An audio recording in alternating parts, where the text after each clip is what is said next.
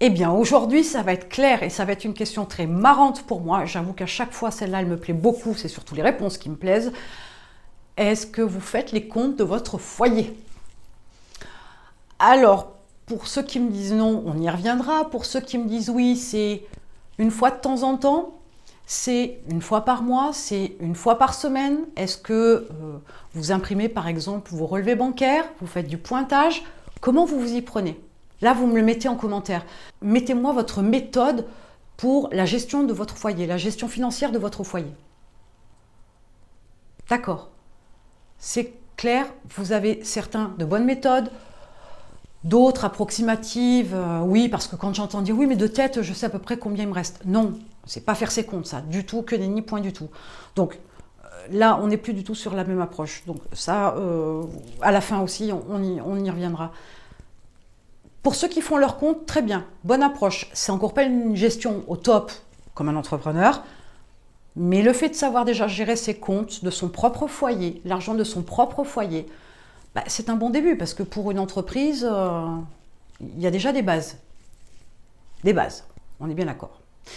Maintenant, je m'attaque à ceux qui ne font pas leur compte ou ceux qui les font de tête. Première chose, si vous n'êtes pas capable de gérer l'argent de votre propre foyer, comment vous pouvez être capable de gérer l'argent de votre entreprise? Alors ça, par contre, il y a quelque chose qui me dépasse. Votre foyer, c'est déjà en lui-même, c'est déjà une mini-entreprise. Vous ne faites pas les comptes. Pourquoi vous les feriez quand vous allez lancer votre entreprise? Et d'autant plus si vous êtes tout seul. De tête aussi, non, ça ne va pas le faire, ça. Très sincèrement, ça ne va pas le faire. Donc, chose importante, faire ses comptes est quelque chose d'incontournable. Véritablement. Ceux qui ne se sont pas mis au travail, c'est le moment ou jamais. L'idée, c'est pas de les faire tous les jours non plus, il ne faut pas exagérer, mais au minimum une fois par mois. Je préférerais une fois par semaine, mais chacun fait comme il entend pour un démarrage. Une fois par mois, ça ira bien.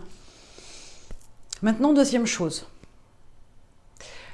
Vous gérez l'argent en faisant un décompte entre ce qui rentre et on déduit ce qui sort.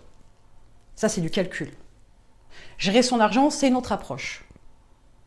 Est-ce que vous avez déjà commencé à travailler sur l'analyse de vos dépenses? Ce serait bien de faire un point. Il y a peut-être des dépenses qui sont complètement inutiles. C'est autant valable pour ceux qui ne font pas leur compte, hein, qu'on soit bien d'accord, hein, c'est pour tout le monde ça. Maintenant, commencez à regarder l'argent avec une approche où l'argent est un outil pour avoir quelque chose.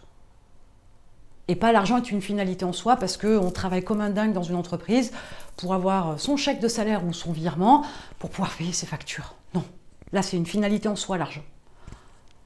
Alors qu'en le prenant pour un outil, vous avez déjà une approche un peu plus d'entrepreneur et l'idée c'est de comprendre que c'est une ressource, l'argent, tout comme l'est votre temps. Hein, on a 1440 minutes dans la journée. L'argent, on a son salaire, par exemple. Il faut savoir l'utiliser correctement et pas le dépenser inutilement. Donc, dans votre approche de vos comptes, vous comptez, c'est bien. Vous gérez pas vraiment, mais c'est un bon début. Et pour ceux qui ne font pas leur compte, clairement, il y a un lien dans la description.